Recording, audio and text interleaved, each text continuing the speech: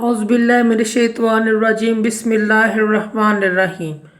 शुरू करती हूँ मैं अल्लाह के नाम से जो नहायत मेहरबान और रहम करने वाला है। मोअज़्ज़ज़ सामीन व कराम, अस्सलामु अलैकुम रहमतुल्लाहि व बरकातुहू। उम्मीद है आप खैरियत से होंगे। अल्लाह पाक आपकी तमाम जायज़ हाजात को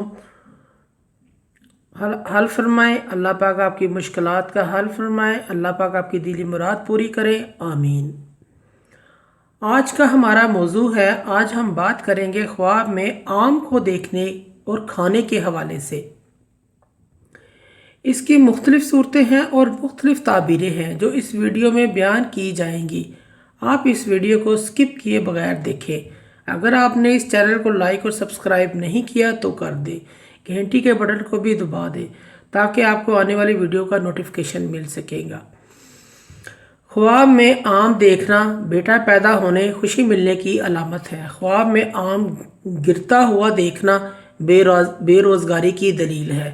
ख्वाब में आम का दरख्त देखना नेमत हासिल होने, मालदार होने, औलाद पैदा होने और सफ़र अख्तियार करने की दलील है।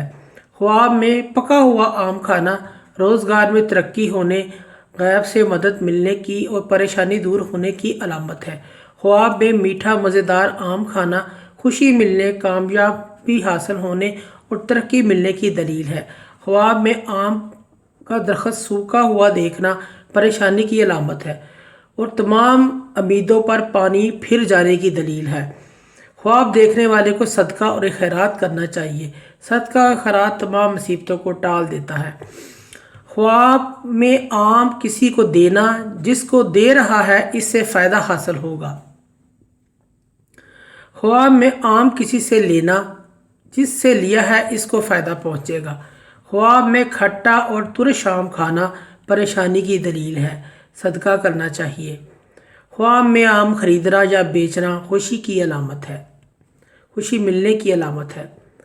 ख्वाब में कच्चा आम खाना, इसकी ताबीर अच्छी नहीं है। अगर कच्चा है पर मीठा है तो बेहतरी की अलामत है।